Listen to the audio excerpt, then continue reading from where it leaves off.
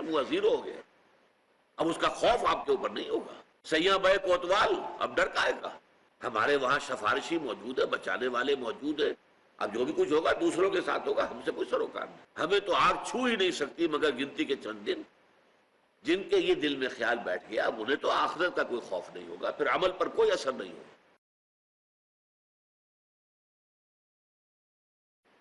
نحمده ونصلي على رسوله الكريم. اما بعد فاعوذ بالله من الشيطان الرجيم. بسم الله الرحمن الرحيم. ما اصاب من مصيبة الا باذن الله ومن يؤمن بالله يهد قلبه والله بكل شيء عليم. واطيعوا الله واطيعوا الرسول فإن توليتم فإنما على رسولنا البلاغ المبين.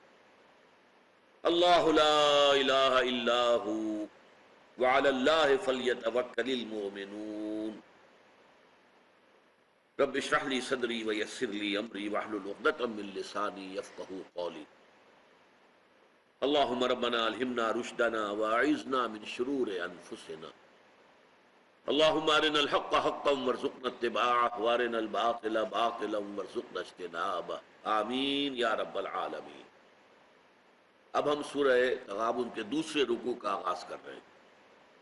ابھی میں نے اس کی صرف 3 آیتیں تلاوت کی ہیں. یہ میں آپ کو بتا چکا ہوں کہ 5 آیات میں ثمرات ایمان کا ذکر ہے کہ ایمان اگر حقیقی ہے، واقعی ہے، صحیح ہے، قلبی یقین والا ہے تو اس میں کیسے پھل لگتے ہیں، کیا اس کے نتائج ہیں، کیا ثمرات ہیں، کیا تبدیلیاں آتی ہیں انسان کے نقطہ نظر میں، طرز عمل میں. پھر 3 آیتوں میں پرزور دعوت آئے گی کہ اب ان کو پورا کرو. یہ جو 3 آیتیں آج میں نے پڑھی ہیں ان میں اصل میں آپ ایک شخص کا تصور کیجئے انڈیویجول کی حیثیت سے. ہمیں سے ہر شخص کی حیثیتیں ہیں کہ میں ایک انڈیویجول ہوں، لیکن میرے گرد میرے گھر بار والے ہیں، رشتہ دار ہیں، خاندان ہے، قوم ہے، ملک ہے. یہ پھر اس کے بہت سے دائرے بنتے چلے جائیں گے.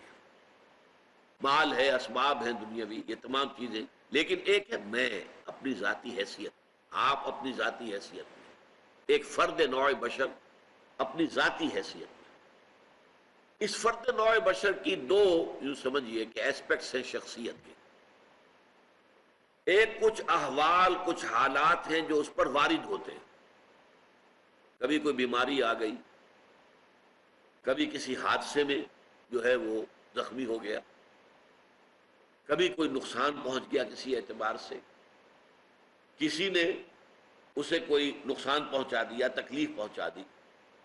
یہ ہے جو اس پر وارد ہو رہا آ رہا ہے. اس کے بارے میں نقطہ نظر کیا ہوگا ایمان والے شخص کا؟ ایک ہے کہ مجھ سے صادر ہو رہے افعال، اعمال. میرا ہاتھ ہے کچھ کر رہا ہے، میرے پاؤں ہیں مجھے لے کر چل رہے ہیں، میری آنکھیں ہیں وہ دیکھ رہی ہیں. تو میرے جو یہ اعمال ہیں اس کے لیے پھر میں اسکیم بناتا ہوں، بڑے پلاننگ کرتا ہوں، نقشے میرے ہوتے ہیں، میری امنگیں ہیں، میری تمنائیں ہیں، میری آرزویں ہیں، میری ایمبیشنز ہیں، اس کے لیے میں بھاگ دوڑ کرتا ہوں. اس کے بارے میں ایمان کا نقطہ نظر کیا ہوگا؟ تو یہ 2 نہایت لطیف چیزیں ہیں سوچنے کی. پہلی بات جو انسان پر وارد ہوتا ہے. اب وارد ہونے والی باتوں کے اندر بھی یوں سمجھیے کہ 2 قسم کے حالات وارد ہوتے ہیں. ایک وہ ہے جو آپ کے لیے دل خوش کن ہے، خوشگوار ہے، بڑا اچھا ہوا، اچانک جو ہے کوئی آپ کو نفع حاصل ہو گیا، غیر متوقع طور پر کوئی کامیابی حاصل ہو گئی. اس سے انسان زیادہ متاثر نہیں ہوتا، اگرچہ ہوتا ہے. اگر وہ ظرف کم ہوگا تو پانی چھلکے گا، آپے سے باہر ہو جائے گا، پھولے نہیں سمائے گا خوشی سے. لیکن زیادہ جو تاثر آدمی لیتا ہے وہ تکلیف، مصیبت. کوئی مصیبت آ گئی، کوئی تکلیف آ گئی، کوئی بیماری آ گئی، کوئی حادثہ ہو گیا، کوئی نقصان ہو گیا بہت بڑا. اس پر کیا ہوتا ہے کہ انسان ملول، غمگین، انتہائی مایوس ہو کر رہ جائے. پھر یہ کہ جس ذریعے سے وہ آئی ہے، فلاں شخص نے یہ کر دیا، اس کے خلاف دشمنی، نفرت، کینہ، کدورت وہ پیدا ہو جائے. یہ تو ہے ایک عام طرز کا جس کے اندر کہ ایمان نہیں ہے. جس میں ایمان ہے اس کی سوچ بالکل مختلف ہوگی. وہ کیا ہے؟ ما صاب من مصیبت الا باذن اللہ، نہیں پڑتی کوئی پڑنے والی کوئی مصیبت مگر اللہ کے اذن سے. جو بھی کچھ ہوا ہے، پہلی بات یہ جان لیجئے کہ وہ اللہ کے علم کے بغیر نہیں ہوا. واللہ بکل شیء علیم، یہ آیت اسی پر ختم ہوگی. اللہ ہر چیز کا جاننے والا ہے. اچانک یہاں کچھ نہیں ہوتا. یہ اندھا بہرا مادہ جو ہے یہاں پر اس کی کار فرمائی نہیں ہے، در حقیقت فیصلہ اللہ کا چل رہا ہے. جو شے بھی وقوع پذیر ہوتی ہے وہ ایک تو یہ کہ اللہ کے علم میں پہلے سے موجود ہوتی ہے، دوسرے یہ کہ اللہ کے اذن سے آتی ہے. چاہے کسی ذریعے سے آئے. کسی نے آپ کو اٹھا کر پتھر دے مارا، اس نے پتھر پھینکا آپ کی طرف، یہ اس کا کام تھا، یہ اس کا عمل تھا. اگر اللہ نہ چاہتا یہ پتھر آپ کو نہ لگتا. آپ کو لگا ہے تو یقیناً اذن رب سے لگا ہے. اب انسان اگر سوچے، میں یہ بھی کہہ سکتا ہوں کہ یہ پتھر مجھ نے مجھے مارا، اور میں یہ بھی کہہ سکتا ہوں کہ اللہ کی طرف سے آیا. اب سوچ سے نقطہ نظر میں کتنی بڑی تبدیلی آ جائے گی. پہلے نتیجے میں غصہ، انتقام، غضب یہ پیدا ہوگا اس شخص کے خلاف، اور دوسرے نتیجے میں یہ کہ ٹھیک ہے اللہ کی طرف سے ہے، جو اللہ نے چاہا وہ ہو گیا. فلاں نے یہ کر دیا، فلاں نے یہ کر دیا، فلاں نے مجھے اس تکلیف میں ڈال دیا، فلاں کی وجہ سے مجھے یہ نقصان ہو گیا. ان سارے سے برو کشیر سے پیچا کہ ہست و بود مرا، کہ اقدہا کے مقام رضا کشود مرا. اللہ کی طرف سے آئی ہے، میں راضی ہوں، میں مطمئن ہوں، میرے رب کی طرف سے ہے. جو کچھ ہے من جانب اللہ ہے. ما اصاب من مصیبت الا باذن اللہ، نہیں پڑتی کوئی پڑنے والی کوئی مصیبت کوئی تکلیف مگر اللہ کے اذن سے. اللہ کے اذن کے بغیر پتہ تک نہیں ہلتا. یہاں پر اس بات کو یقین کے درجے میں جان لیجیے، اللہ کے اذن کے بغیر اس کائنات میں پتہ تک نہیں ہل سکتا. وہ تصور خدا ہم جا کے پڑھیں گے تفصیل سے سورہ حدید میں، کہ بس ہاں ایک کریٹر تھا، کریٹ کر کے علیحدہ ہو گیا. نہیں، یدبر الامر من السماء الى الارض، وہ تدبیر کر رہا ہے امر کی. تو ما اصاب من مصیبت الا باذن اللہ وَمَن يُؤْمِن بِاللَّهِ يَهْدِ قَلْبَهُ. اور جو اللہ پر ایمان رکھتا ہو، یہ ہے وہ ثمرات ایمانی کا تذکرہ، اللہ اس کے دل کو ہدایت دے دیتا ہے. ہدایت کس بات کی؟ تسلیم و رضا کی. سر تسلیم خم ہے جو مزاج یار میں آئے.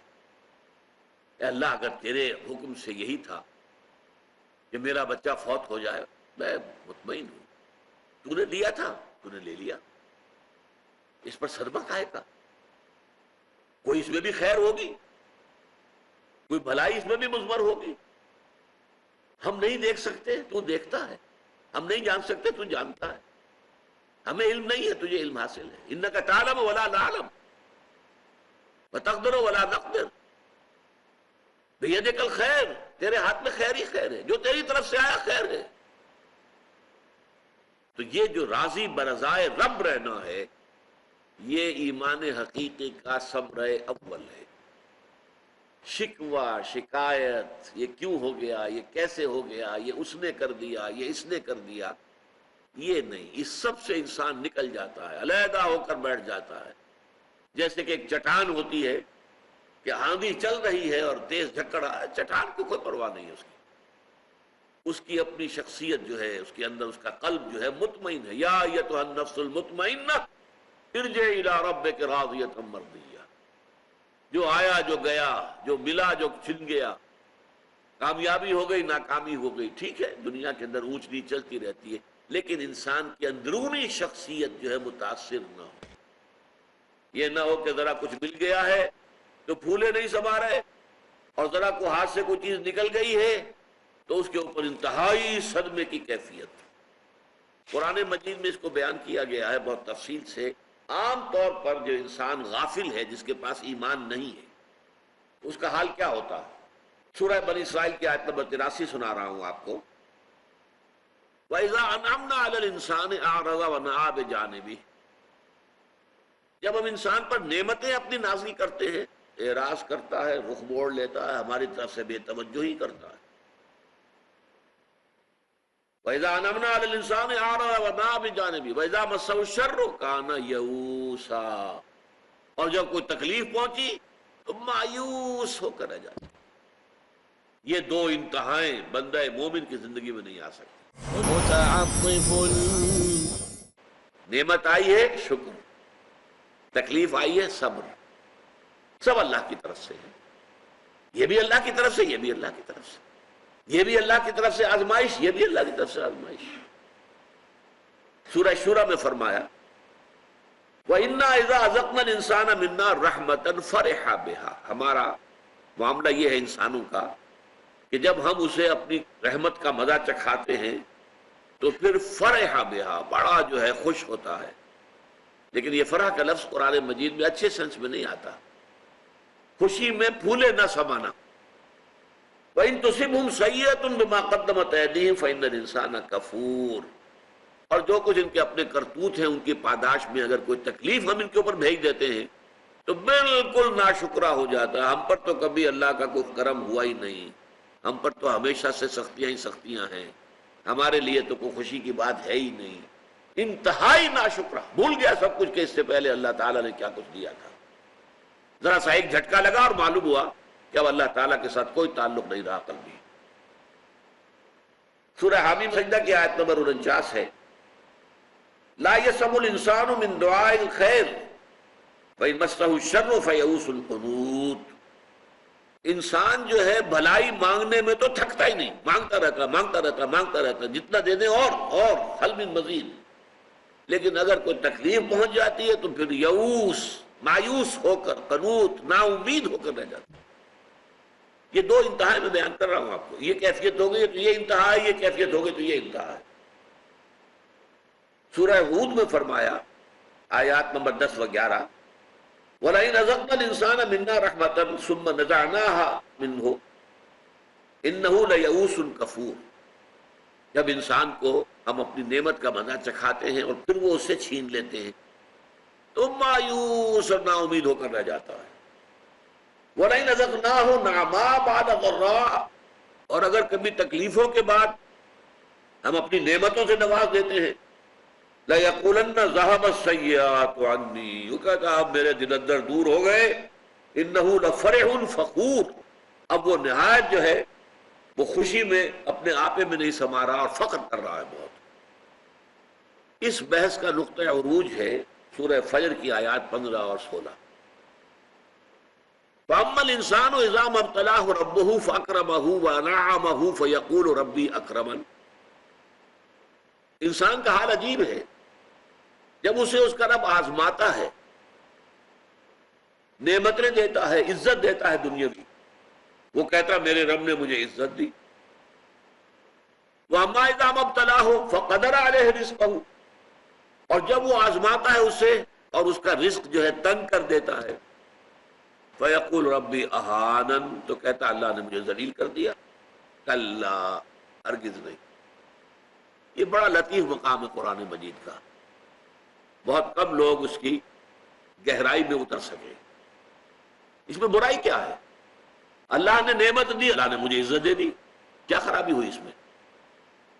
اللہ نے ذرا رزق کر دیا تو اللہ نے مجھے ذلیل کر دیا، بھئی اللہ ہی کی بات کر رہا ہے نا، دیا بھی تو اس نے اور اگر نہیں دیا تو بھی اس نے، کوئی شرک تو اس میں نہیں آیا، کوئی کفر اس میں نہیں آیا۔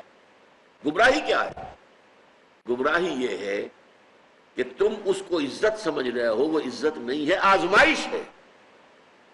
کچھ تمہیں دیا ہے تو جانچنے کو، پرکھنے کو نہیں، اکاؤنٹ فور کرنا پڑے گا، جواب نہیں کرنی پڑے گی۔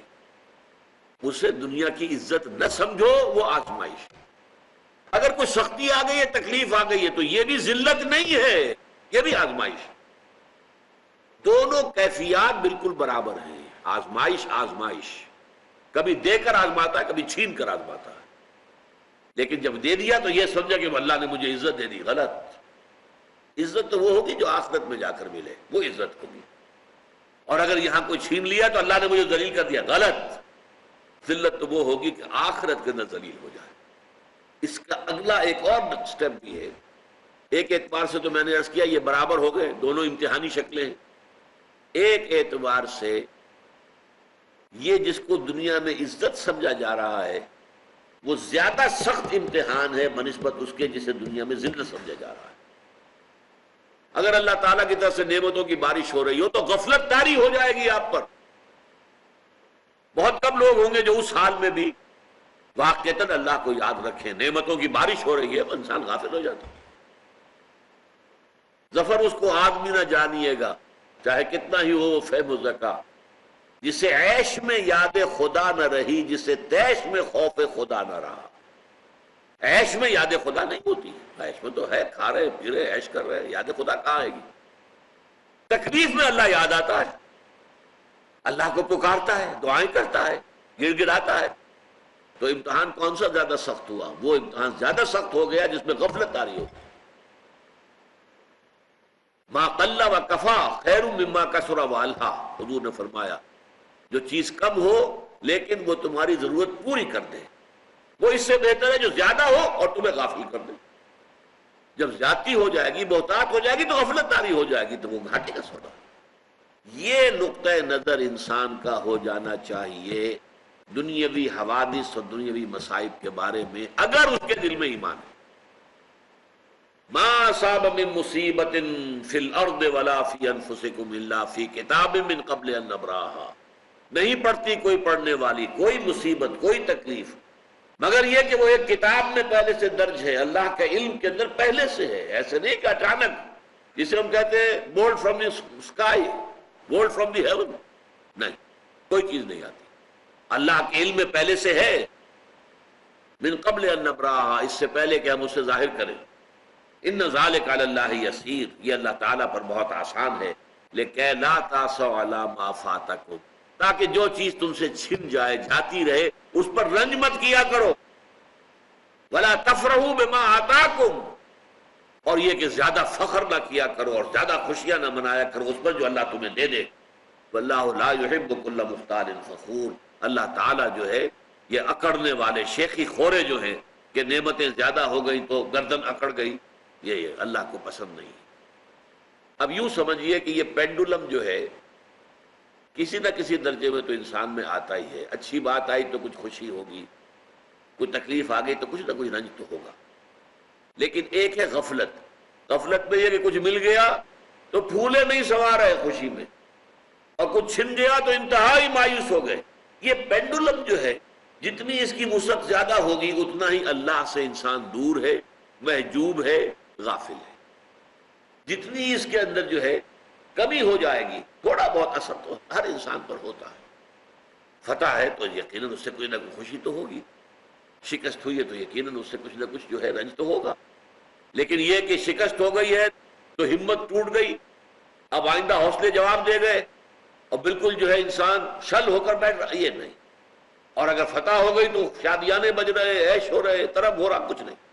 یہ ہے یہ پینڈولم، جتنا بھی اس کی سوئنگ زیادہ ہوگی اتنا ہی گویا کہ اللہ تعالیٰ سے انسان دور ہے، اور جتنا یہ کم ہوگا اتنا ہی گویا کہ حقائق سے وہ آگاہ ہے۔ لیکن اس کو یہ بھی جان لینا چاہیے کہ اس کا یہ مطلب نہیں ہے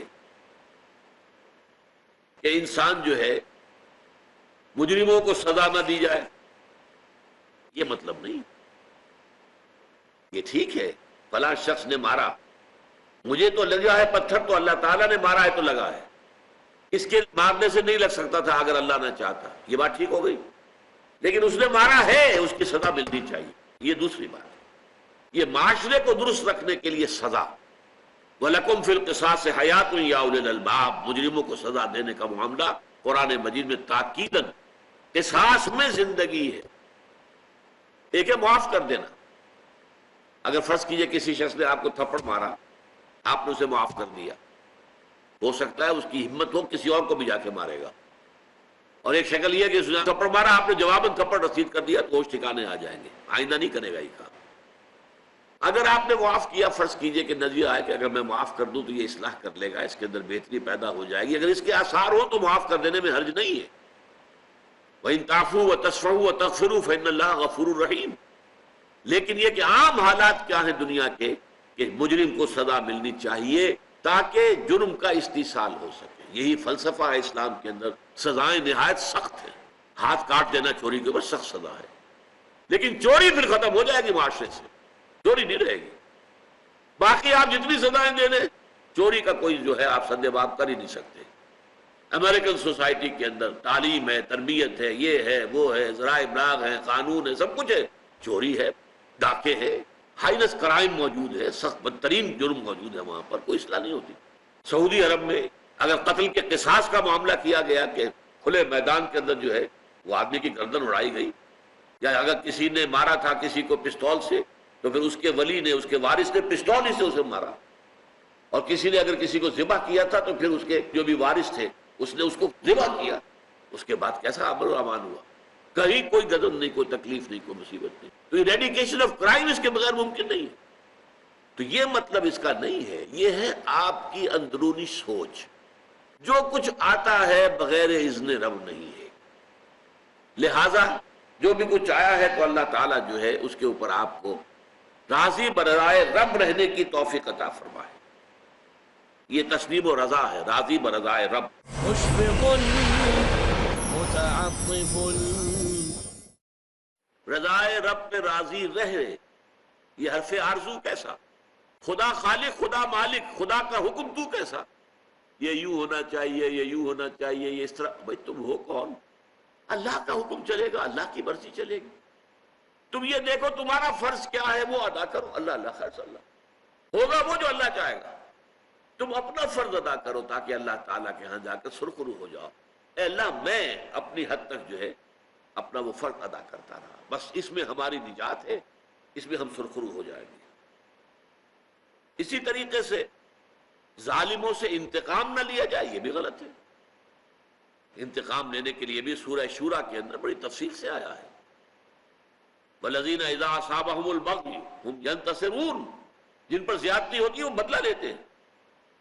اور تیسری بات یہ کہ ظلم اور استحصال کے خاتمے کی جد و جہد بھی لازم ہے. لہذا اس کا مطلب راضی برضائے رب کا یہ نہیں ہے کہ آپ مجرموں کو سزا نہ دیں، ظالموں سے انتقام نہ لیں، ظلم اور استحصال کے نظام کو ختم کرنے کی کوشش نہیں. یہ مطلب نہیں ہے. مطلب یہ ہے، یہ ضرور جان لیجئے کہ اگر کوئی نقصان ہو گیا ہے تو اب اس کے اوپر جو ہے غم میں، غصے میں، رنج میں بالکل بجھ کر رہ گئے اور ہمت جواب دے گئی کہ یہ شکل درست نہیں ہے.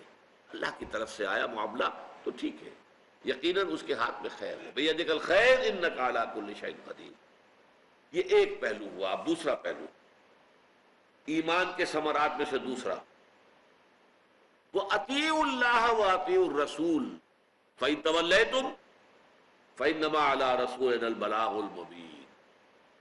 میں نے کہا تھا ایک ہماری شخصیت کا رخ یہ جو ہم پر وارد ہو رہا ہے، ما صاب من مصیبت الا باذن اللہ ومن یؤمن باللہ یہد قلبہ واللہ بکل شیء علیم. ایک جو ہم سے صادر ہو رہا ہے، اعمال صادر ہو رہے ہیں، ہم اپنے اعضاء و جوارح سے کوئی کام کر رہے ہیں، یہ اعمال جو ہمارے وجود سے صادر ہو رہے ہیں، ان کے ضمن میں یہ ہے کہ یہ اللہ تعالیٰ اور اس کے رسول کی اطاعت کے سانچے میں ڈل کر نکلے، اپنی مرضی نہیں، اللہ اور اس کے رسول کی مرضی. اطاعت کے معنی کیا ہے؟ Submission, obedience. لیکن سبمیشن اوبیڈینس جو ہے ایک ہوتی ہے جبرن، زبردستی. کوئی حاکم ہے وہ اپنے جبر کے ساتھ آپ سے اپنی اطاعت کروا رہا ہے، نہیں. یہ اطاعت کا لفظ تو سے، تو اور کرہ، توعن و کرہا، یہ قرآن مجید میں بار بار آتا ہے. ایک ہے کہ انسان کرے اپنی طبیعت کی آمادگی سے، تو اس کو کہتے ہیں. ایک یہ ہے کہ مجبوری سے کر رہا ہو، یہ کرہ ہے. لہذا اطاعت کے معنی ہے اللہ اور اس کے رسول کے احکام کی فرما برداری طبیعت کی آمادگی کے ساتھ، خوش دلی کے ساتھ. تمہارے ہاتھ سے کوئی ایسا فعل صادر نہ ہو جو اللہ اور اس کے رسول کے حکم کے خلاف ہو. تمہارے پاؤں تمہیں لے کر اس راستے پر نہ چلے جن میں اللہ اور اس کے رسول کی ناراضگی ہے. تمہاری نگاہ اس جگہ نہ پڑے جہاں پر کہ اللہ اور اس کے رسول کو اس کا پڑھنا پسند نہیں ہے. تمہاری کان وہ چیز نہ سنے کہ جس کا سننا اللہ کو پسند نہیں ہے. تمہارے یہ سارے اعضاء و جوارح جو ہیں، ان سے صادر ہونے والے افعال و اعمال وہ سب اللہ اور اس کے رسول کی اطاعت کے سانچے میں ڈھل کر صادر. اطیعوا اللہ و اطیعوا الرسول وان تولیتم اور اگر تم نے پیٹھ موڑ لی، روگردانی کی، نہیں حکم مانا، اللہ کے احکام کو توڑا، اپنی آزاد مرضی چلائی، اپنی خواہشات کے مطابق چلے، تو جان لو کہ ہمارے رسول پر سوائے صاف صاف پہنچا دینے کی اور کوئی ذمہ داری نہیں ہے۔ پھر تم مسئول ہو، رسول مسئول نہیں ہے، رسول نے پہنچا دی بات، اللہ کے احکام پہنچا دیے، اللہ نے اس شے کو حرام کیا، اس شے کو حلال کیا۔ وَأَحَلَّ اللَّهُ الْبَيْعَ وَحَرَّمَ الرِّبَا، اللہ نے بیع کو حلال کیا ہے، سود کو حرام کیا ہے۔ رسول کا کام تھا پہنچا دے، اس نے پہنچا دیا۔ اب جواب دہی تمہیں کرنی ہوگی، اس کے باوجود اگر تم سود میں ملوث ہوئے تو جواب دہی تمہیں کرنی ہوگی، سزا تمہیں بھگتنی ہوگی، عذاب تمہیں جھیلنا ہوگا۔ تو فَإِن تَوَلَّيْتُمْ، اگر تم رخ موڑ لو گے تو فَإِنَّمَا عَلَىٰ رَسُولِنَا الْبَلَاغُ الْمُبِينُ، تو ہمارے رسول پر سوائے صاف صاف پہنچا دینے کی اور کوئی ذمہ داری نہیں۔ اب تیسری آیت، جو کچھ ہمارے وجود سے صادر ہوتا ہے، اب ظاہر بات ہے کہ جو بھی ہم کرتے ہیں، انسان حیوان عاقل ہے، کوئی نہ کوئی مقصد ہوتا ہے، کہیں ہم جا رہے ہیں تو کوئی مقصد ہے ذہن میں، ہاتھ سے کوئی کام کر رہے ہیں تو کوئی مقصد ہے، کوئی مقصود ہے۔ اس طریقے سے اس کو آگے پھیلائیے، بڑی لمبی پلاننگز ہوتی ہیں، نقشے بنتے ہیں آئندہ کے لیے، بڑے اس کے لیے عزائم ہیں، امنگیں ہیں، ایمبیشنز ہیں۔ ان کے ضمن میں ایک اور بات ہے جو ایمان کے نتیجے میں پیدا ہو جانی چاہیے، اس کا عنوان ہے توکل۔ میرے کیے کچھ نہیں ہو سکتا جب تک کہ اللہ نہ چاہے،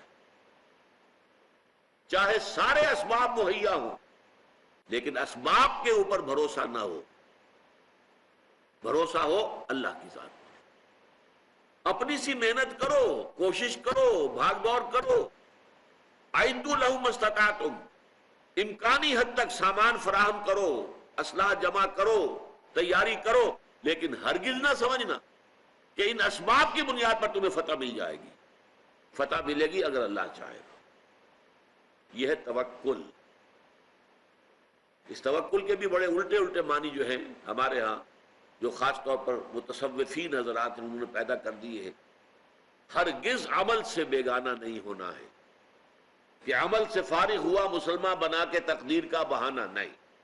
قرآن کہتا ہے اعدوا لهم ما استطعتم، امکانی حد تک سامان فراہم کرو، گھوڑے بندے رکھو تاکہ دشمن کے اوپر روب رہے، اپنا ایٹمی ہتھیار سنبھال کر رکھو تاکہ ڈیٹرنٹ رہے، دشمن 10 دفعہ سوچے حملہ کرنے سے پہلے۔ لیکن کبھی یہ نہ سمجھنا کہ فتح کا معاملہ ان اسباب پر، اس اسلحہ پر یا ہماری تعداد کے اوپر منحصر ہے۔ یہ جب سمجھا تو گویا کہ ایمان کے راستے سے ہٹ گئے۔ ہوگا وہ جو اللہ چاہے۔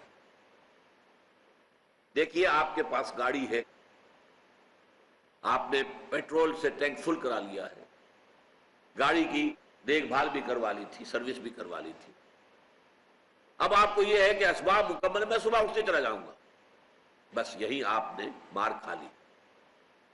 انشاءاللہ میں صبح اٹھتے ہی چلا جاؤں گا، انشاءاللہ کہیں گے تو یہ ایمان ہے، اور اگر نہیں کہا تو یہ محجوبیت ہے، یہ غفلت ہے، اللہ سے دوری ہے۔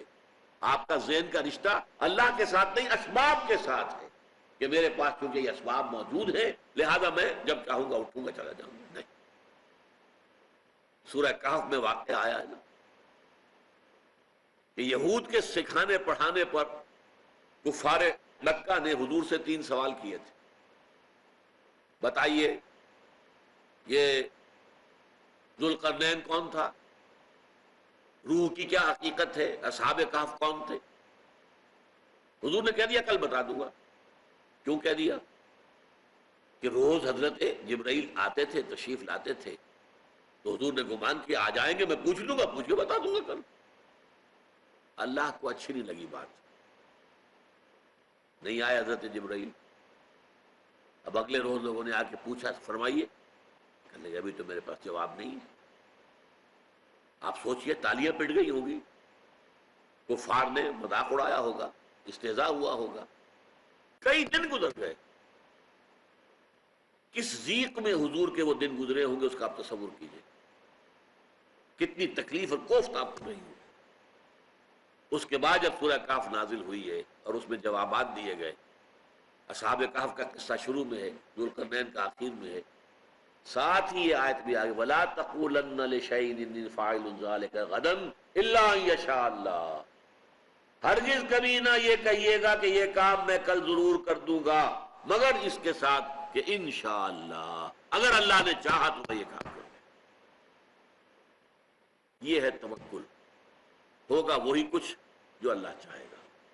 لیکن جیسا کہ میں نے عرض کیا، اس کے یہ معنی نہیں ہے کہ انسان جو ہے وسائل سے کنارہ کش ہو جائے، سعی و جہد چھوڑ دے، جیسا کہ میں نے آپ کو آیت سنائی اعدوا لهم ما استطعتم، ان کے لیے امکان بھر، استطاعت بھر ساز و سامان فراہم کرو، اسلحہ فراہم کرو، رباط الخیل، گھوڑے بندے رکھو، جنگی گھوڑے، کیولری جو ہوتی تھی وہ تو اسی کی ہوتی تھی۔ آج جو ٹینکوں کو کہتے ہیں آپ، اس وقت کے ٹینک کیا تھے؟ گھوڑے تھے۔ لیکن یہ کہ کس لیے ترہبون بہ عدو اللہ وعدوکم، تاکہ اس کی وجہ سے تم اللہ کے دشمنوں کو اور اپنے دشمنوں کو مرعوب کر سکو، ان کے اوپر روب ڈال سکو۔ آیا حضور صلی اللہ علیہ وسلم کی سیرت پاک سے ہمیں ملتا ہے کہ حضور مسجد میں تشریف فرما تھے، آپ نے دیکھا کہ ایک بدو آیا، اس نے اپنے اونٹ سے اترا، اونٹ کا گھٹنا نہیں باندھا اور خود مسجد میں چلا آیا۔ یہ اونٹ کا گھٹنا باندھنا جو ہے، سمجھ لیجئے اگر جن لوگوں کو معلوم نہیں، کہ در حقیقت یہ اونٹ کے جو 4 ٹانگیں ہیں، ان میں سے ایک ٹانگ کا گھٹنا موڑ کر اس کے اوپر رسی باندھ دیتے تھے۔ اب وہ 3 ٹانگوں پر کھڑا رہ گیا، تو 3 ٹانگوں پر کھڑے ہونے کی وجہ سے دوڑ نہیں سکتا، بھاگ کے نہیں جا سکتا، ذرا یوں اچک اچک کر جا سکتا ہے ادھر ادھر، کہ کوئی درخت ہے، کوئی کیکر کا درخت ہے تو اس میں سے کچھ کھا لے، لیکن دوڑ نہیں سکتا۔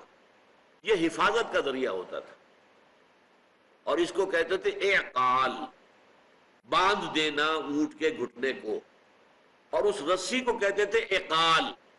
اقال اور اقال فرق ذہن میں رکھیے، اقال رسی باندھ دینا، اور رسی اقال، وہی اقال ہے کہ جو عرب جو ہے پھر اپنے سر کے اوپر باندھ لیتے ہیں رسی کو، جب چلنا ہے سفر پر وہ رسی کہاں رکھے، وہ رسی جو ہے اس نے اپنے سر کے اوپر لگا لی، وہی وہ ان کا لباس کا جو حصہ بنا ہوا بڑا عمدہ، وہ سنہری اور یہ اور وہ بنے ہوتے، وہ اقال اصل میں یہ ہے۔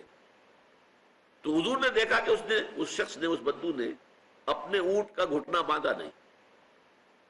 اندر جب آیا وہ شخص تو حضور نے پوچھا تم نے اپنے اونٹ کا گھٹنا کیوں نہیں باندھا؟ اس نے کہا میں نے اللہ پر توکل کیا۔ حضور نے فرمایا غلط، عاقلھا، جاؤ اس کا گھٹنا باندھو، ثم توکل، پھر اللہ پر توکل کرو۔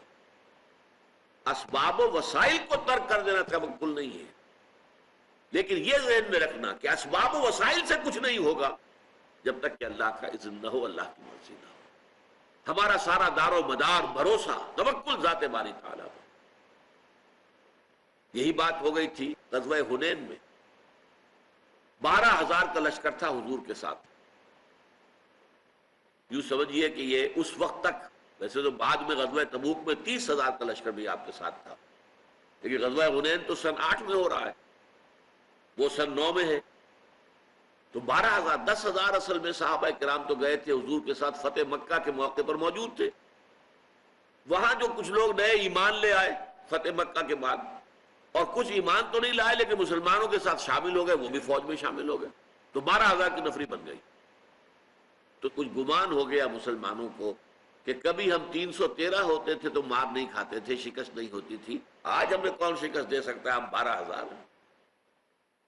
قرآن مجید میں سورہ توبہ میں ذکر ہے وَيَوْمَ حُنَيْنٍ إِذْ أَعْجَبَتْكُمْ كَثْرَتُكُمْ، اور ذرا اس حنین کے دن کو یاد کرو جبکہ تمہیں اپنی کثرت پر ناز ہو گیا تھا، گھمنڈ ہو گیا تھا، تم سمجھتے تھے اس کثرت تعداد کی وجہ سے کامیابی یقینی ہے۔ نتیجہ کیا نکلا؟ یہ 12,000 کا لشکر ذرا پہاڑی علاقے میں سے گزر رہا تھا، دونوں طرف پہاڑیوں پر قبیلہ حوازن کے جو تیر انداز تھے وہ چھپ کر بیٹھے ہوئے تھے۔ جیسے لشکر آیا درمیان میں، انہوں نے وہ تیر اندازی کی ہے، وہ تیر اندازی کی ہے، بھگدڑ مچ گئی، سب مسلمان ادھر ادھر تتر بتر ہو گئے۔ بعض روایات میں تو علامہ شبلی نے تو لکھا ہے 30-40 صرف رہ گئے حضور کے ساتھ 12,000 میں سے۔ سید سلیمان ندوی نے اس کی تصحیح کی، نہیں 300-400 تھے، 30-40 نہیں، لیکن 12,000 میں سے صرف 300-400 کا رہ جانا بھی کتنی بڑی بھگدڑ ہے۔ 11,600 تو بھاگ گئے نا۔ یہ اللہ تعالیٰ نے انہیں دکھا دیا نتیجہ۔ پھر حضور صلی اللہ علیہ وسلم خود اپنی سواری سے اترے، علم اپنے ہاتھ میں لیا، زندگی میں پہلی مرتبہ رجز پڑھا، انا النبی لا کذب، انا ابن عبد المطلب، میں نبی ہوں اور اس میں کوئی جھوٹ نہیں ہے۔ 12,000 کا لشکر میرے ساتھ ہو تب بھی میں نبی ہوں، اور کوئی میرے ساتھ نہ ہو تب بھی میں نبی ہوں۔ میری نبوت کا دار و مدار لوگوں کا ساتھ دینے پر نہیں ہے، اور میں ہوں عبد المطلب کا بیٹا۔ یعنی آپ نے اپنے دادا کا ذکر کیا، اس لیے کہ آپ کے جو والد تھے عبداللہ، وہ تو فوت ہو گئے تھے آپ کی ولادت سے بھی پہلے اور نوجوانی میں، تو ان کا کوئی خاص نام نہیں تھا، کوئی خاص ان کی حیثیت جو ہے وہ قبیلے کے اندر مکے میں نہیں تھی۔ دادا عبد المطلب تو بہت بڑی شخصیت تھے۔ انا ابن عبد المطلب، میں عبد المطلب کا بیٹا یعنی پوتا، یا موجود ہوں میدان میں۔ پھر آپ نے آواز لگائی، الیہ یا عباد اللہ، ہے میرے اللہ کے بندو آؤ میری طرف، کہاں جا رہے ہو؟ اس میں پھر آواز دی، الیہ یا اصحاب البدر، ہے بدر والو جو بدر میں شریک تھے، آؤ کہاں جا رہے ہو؟ بیعت رضوان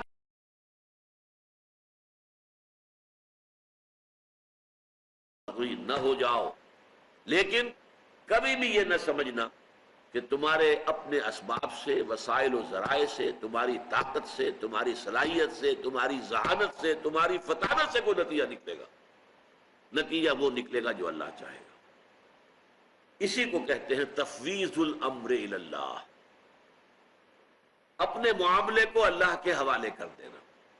وَأُفَوِّضُ أَمْرِي إِلَى اللَّهِ إِنَّ اللَّهَ بَصِيرٌ بِالْعِبَادِ، میں نے اپنا معاملہ اللہ تعالیٰ کے حوالے کر دیا، یقیناً اللہ تعالیٰ اپنے بندوں کو دیکھ رہا ہے، وہ میرے حالات کو دیکھ رہا ہے، میری کیفیات کو دیکھ رہا ہے، میرے مسائل اور میری مشکلات سے واقف ہے، وہ ہر شے کا جاننے والا ہے، وہ میری ضروریات کو مجھ سے بڑھ کر جانتا ہے۔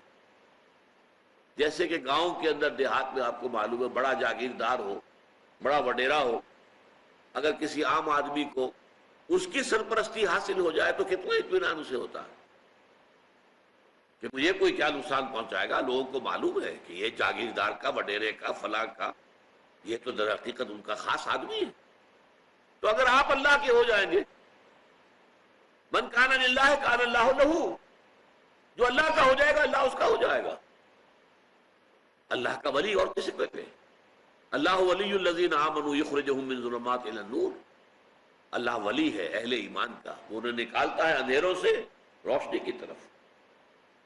اسی میں حضور نے ایک مرتبہ حضرت ابن عباس رضی اللہ تعالی عنہما کو، وہ حضور کے ساتھ چچا زاد بھائی بھی تو تھے نا، تو سواری پر حضور کے پیچھے بیٹھے ہوئے تھے، گھوڑے یا اونٹ پر۔ فقال علی، تو حضرت عبداللہ ابن عباس فرماتے ہیں کہ حضور نے مجھ سے کہا، یا غلام، اے بیٹے، اے لڑکے، انی اعلمک کلمات، میں تمہیں چند باتیں تلقین کرتا ہوں، احفظ اللہ یحفظک، تم اللہ کی حفاظت کرو اللہ تمہاری حفاظت کرے گا، یعنی اللہ کو یاد رکھو، تمہارا قلب اللہ سے غافل نہ ہو جائے، اللہ کی حفاظت یہ ہے، تو اللہ تمہاری حفاظت کرے گا، کوئی تمہیں یاد رکھے گا، تم اللہ کو یاد رکھو۔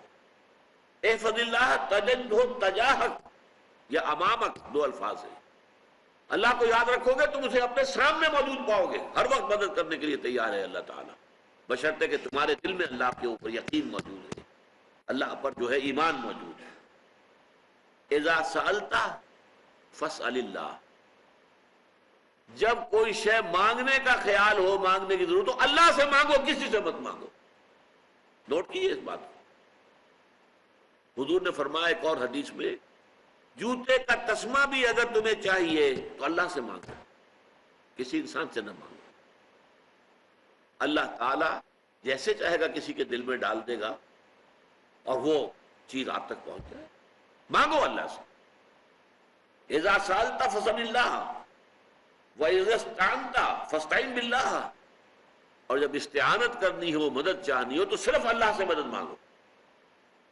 استغناء عن الخلق، مخلوق سے انسان جو ہے بالکل مستغنی ہو جائے، کسی کے ہاتھ میں نہیں ہے، لا حول ولا قوت الا باللہ، یہ ہے اللہ کے حوالے اپنے معاملے کو کر دینا۔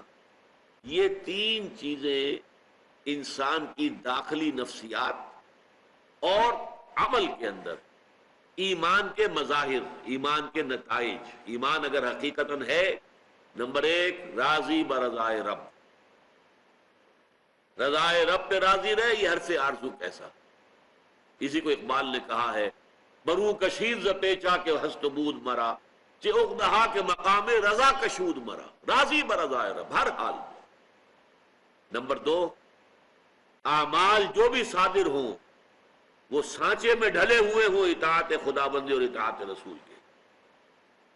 نمبر تین، توکل صرف اللہ پر ہو، بھروسہ کسی شے پر نہ ہو، مادی وسائل پر نہ، اپنی طاقت پر نہ، اپنی ذہانت پر نہ، اپنی فطانت پر نہ، اپنی صلاحیت پر۔ حتی الامکان کوشش کرو، لگے رہو، وسائل کو استعمال کرو، محنت کرو، لیکن نتیجے کے لیے جان لو کہ وہ اللہ کے ہاتھ میں۔ نمبر چار، ہمیشہ اپنا معاملہ اللہ کے حوالے کیے رکھو۔ وَأُفَوِّضُ أَمْرِي إِلَى اللَّهِ إِنَّ اللَّهَ بَصِيرٌ بِالْعِبَادِ، میں اپنا معاملہ اللہ کے حوالے کرتا ہوں۔ میں نے جیسا کہ عرض کیا، تم اللہ کے ہو جاؤ، اللہ تمہارا